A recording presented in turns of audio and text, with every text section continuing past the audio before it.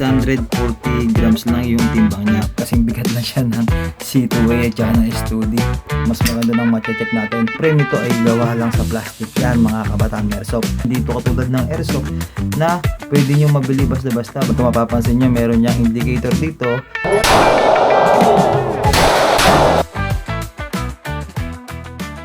Oh, yun, good evening mga kabataan airsoft. Bali, meron akong ipapakita sa inyo. Sa ngayon, hindi muna tungkol sa airsoft tong ipapakita ko sa inyo. Tungkol muna sa firearms to. Yan, i-review natin to yung munting firearms natin. Ngayon, ikot ko muna kayo sa box. Ito nga yung makikita nyo dyan sa box nya.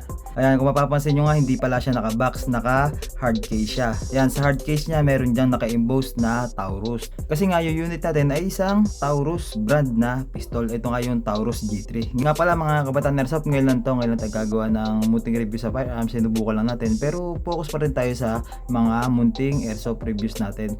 Marami na tayong nakabang na videos, di pa lang natin na i-edit. Ngayon, isiningit nga lang natin to yung munting review natin sa ating firearms. Hindi muna tungkol sa airsoft, pero hindi natin papawala ng airsoft. Love na love pa rin natin ang mga munting video natin o munting review natin sa mga airsoft guns. Ito nga sa box niya, merong sticker dyan. Dyan nakasulat yung serial number ng firearms nyo. Yan. Dito sa bandang likod ng kanyang box, wala naman na kayong gaano makikita dyan. O yan, buksan natin para mapakita ko sa inyo mga kabataan airsoft kung ano nga ba yung nasa loob nito. Yan mga kabataan airsoft. Yan, sa loob ng box niya meron niyang kasamang dalawang 17 rounder na magazine. Yan. Dalawang 17 rounder na made in Brazil. 17 rounds na 9mm yung kasya sa kanya. Tapos merong sleeve yan dito para kapag in-insert nyo sa kanyang grip, magpipit na ng maayos tong 17 rounder na magazine. Ayan, kung makikita nyo, meron dyan nakalagay na made in Brazil. Ang kasamang magazine yan ay tatlo talaga. Ito yung isa mga kabataan airsoft insert. Siyempre, remove muna natin yan. Pagka-remove natin, i-clear muna natin. Yan, i-clear siya mga kabataan airsoft. Wala naman yung chamber niya at walang na-insert na magazine. Ngayon, ilayo muna natin to yung firearm sa magazine. Mag-review muna tayo dito sa kanyang kasamang magazine out of the box. Ayan mga kabataan airsoft, ito yung 15 rounder na kasamang magazine ng Taurus G3. Ito nga yung gawa ng Meggar. Made in Italy siya. Isang Italian brand tong Meggar na to. Isa siya sa mga kilalang gumagawa ng magazine ng iba't ibang firearms. Yan, kung mapapansin nyo, meron niyang indicator dito kung ilan na yung laman ng magazine nyo. Ayan, 15 na nga yung laman ng ating magazine. Kasi 15 rounds nga yung capacity ng magazine na to. 15 rounds na 9mm. Meron din kasama yan na speed loader. Ito yung pinaka speed loader ng mga firearms. Kung sa airsoft meron tayong baby loader o speed loader, siyempre sa firearms meron din. Ito yung malaking tulong din para kung mag-insert kayo ng ammunition sa magazine nyo, mas mapadali kayo kasi lalo kung bago yung magazine, matigas pa spring, hindi nyo basta maibabayang. Kaya magagamit nyo to yung speed loader. Tapos meron din tayo dito barrel plug. Ito yung nasa loob ng barrel para indicator din na walang laman yung chamber nyo. Kung itatabi nyo nga yung unit nyo, ito, mas maganda kung lalagay nyo yung barrel plug para alam nyo rin na walang laman yung chamber nyo. Tapos syempre nandyan din yung steel brush. Ayan, mas matigas to kumpara sa mga ordinaryong brush na ginagamit natin sa panglinis ng tumbler, ganyan. Ito kasi steel brush nga siya, panglinis siya ng loob ng barrel. Tapos sa bandang ibabaw rin ng kanyang hard case, dito nyo makikita yung kanyang manual. Ayan, nandyan yung kanyang owner's manual. Mas maganda kung babasahin natin to para magkaroon tayo ng karagdagang idea tungkol sa firearms natin at para mas makilala nga natin yung ating firearms. Siyempre nandito nga rin ang ating resibo, yan sa trust trade nga natin binili to, tsaka yung ating permit to transport para maiuwi natin mula sa gun store o sa trust trade pauwi sa bahay natin. Ayan, kailangan natin ng permit to transport. Meron na rin kasama to na firearm registration. Pag nagustuhan nyo yung munting review natin na to sa firearms na to, gagawa pa tayo ng separate video kung paano nga ba kayo makakabili ng firearms. Kasi nga hindi to katulad ng airsoft na pwede nyo mabili basta makapagbayad kayo, maiuwi nyo na yung unit nyo. Dito hindi, sa pagbili ng firearms ay marami pa kayong pagdadaanan bago kayo magkaroon ng pribilehiyo na magmay-ari ng firearms o makabili. Madami pa kayong exam na pagdadaanan tsaka requirements na i-comply kasi kailangan nyo muna mag-apply nga ng LTAP. Pero susunod discuss natin yan, i-guide ko kayo kung paano nga ba kayo makakabili ng firearms tsaka kung ano nga ba yung firearm registration tsaka yung permit to carry na sinasabi. Kasi tatlong card yan yung i-apply nyo. Yung tatlong card na yan, may iba't ibang kagamitan yon. Ngayon, kung gusto nyo pa madagdagan yung pribilehiyo, ay kailangan nyo kumuha ng permit to carry. Ayan, didiscuss natin sa susunod na video kapag natripan nyo ito mga kabataan Airsoft. Ngayon, dumako naman tayo dito sa mismong unit natin. Ayan, syempre, lagi natin check yung chamber, baka may laman. Mas maganda nang ma-check natin. Ito nga yung Taurus G3 na stainless black. Ito yung variant ng two-tone color ni Taurus G3. Ito nga yung kulay gray yung kanyang slide. Tapos kulay black ang kanyang frame. Tapos meron siyang polymer na frame. Ayan, yung frame nito ay gawa lang sa plastic yan mga kabataan Airsoft. Tulad ng mga nire-review nating WE Glock o mga Glock pistol ng Airsoft ay gawa nga rin sa plastic to. Tapos ang kagandahan nga dito sa Taurus G3 ay meron siyang tatlong safety.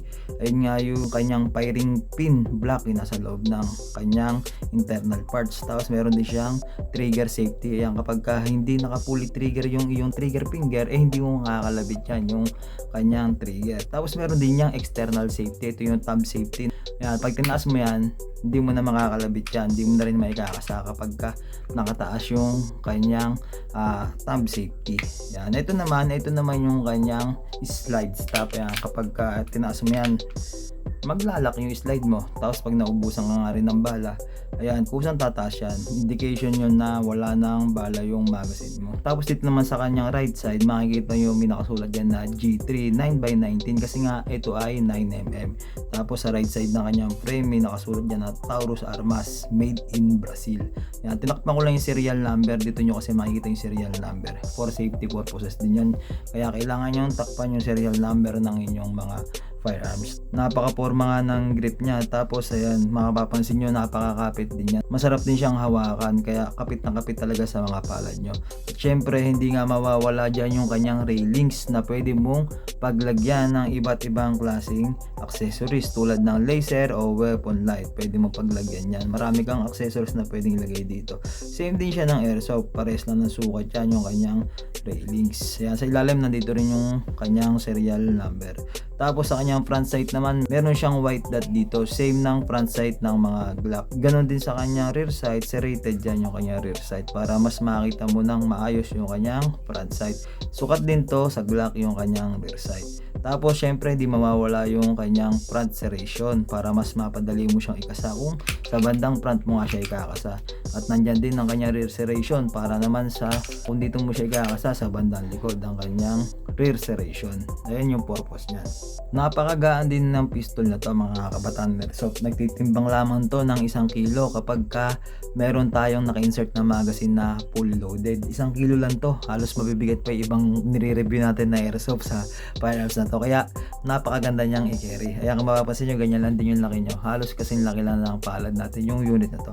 Ayan mga kabataan Airsoft, timbangin natin siya. Walang naka-insert na magazine dyan. Tignan nyo naman yung timbang niya. 640 grams lang yung timbang niya. Kapag walang naka-insert na magazine, kasing bigat lang siya ng C2A at saka ng S2D. Meron naman tayo ditong Glock 18C. Halos magkamukha silang dalawa, diba? Etong Glock 18C na to ay isang airsoft pistol. Ayan, timbang natin, tingnan natin kung gaano siya kabigat. Compare natin dito sa Taurus G3. Ayan, tinimbang natin yung airsoft natin na Glock 18C. Ayan, ang timbang niya naman ay 470 grams. Mas magaan siya kumpara sa Taurus G3 natin. Tignan naman natin kapag naka-insert na yung magazine. Ayan mga kabataan Airsoft, inserted na yung kanyang 17 rounds na magazine na full loads ng 9mm. Bali 17 na balay nilagay natin dyan. Ang timbang niya naman ay wala pang 1 kilo. Ayan, 920 grams lang yung timbang niya. Fully loaded na siya, inserted na yung magazine niya. Wala pa siyang 1 kilo. Ito naman ang WE Glock 18C. Ayan, inserted na rin yung kanyang magazine. Tignan natin kung gaano na siya kabigat. 800 grams yung timbang niya. Ayan, konting-konti lang din yung diferensya talaga ng airsoft pistol tsaka ng Taurus G3. Glock yan magaan din kasi to yung Glock na to. Kasi plastic din yung kanyang frame. Ayan mga kabataan Airsoft, meron naman tayo dito WE T-Rex. Ayan, inserted na rin yung kanyang magazine. Papakita ko lang sa inyo. Isang airsoft nga to yung WE T-Rex ito mga kabataan Airsoft. High Kappa pistol yan ni WE. Airsoft yan mga kabataan Airsoft. Ito yung timbang nyo. 1040 grams siya. Mas mabigat siya compare dito sa ating Taurus G3. Yan, inserted na yung magazine nito kanina, tapos may 9mm na 17 rounds. Mas mabigat pa rin tong WE T-Rex natin na high kappa na walang naka-insert na BBs. Yan, mas mabigat siya. Yan mga kabataan airsoft, nandito nga sa kanan natin yung airsoft na Glock 18C. Nandito naman yung firearms na Taurus G3. Ayan, susunod siguro ito yung gawa natin ng video review. I-compare natin yung airsoft tsaka firearms. Ayan, lalo ito magkamukha, di ba? Gawa natin ng video review sa susunod yan. Yan mga kabataan airsoft, iputok naman natin siya sa firing range para makita natin kung gaano nga ba kaganda yung performance ng Taurus G3 na ito.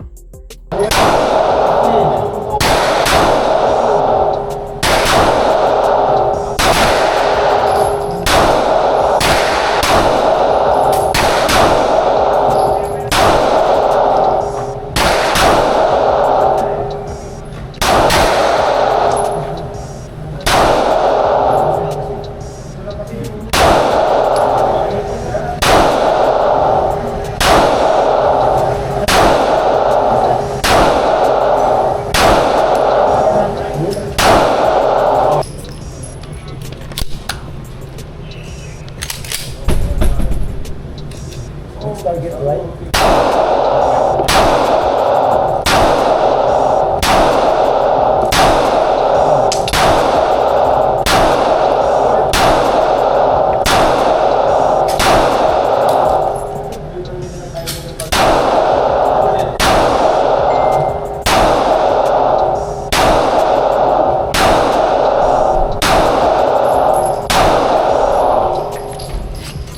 So, pwede natin ilayo konti, sir? Apo. Try ka natin, sir, no? Okay na. Apo. Sige, sige pa, sir. Ay, sir, okay na yan. 11. Apo. Hanggang.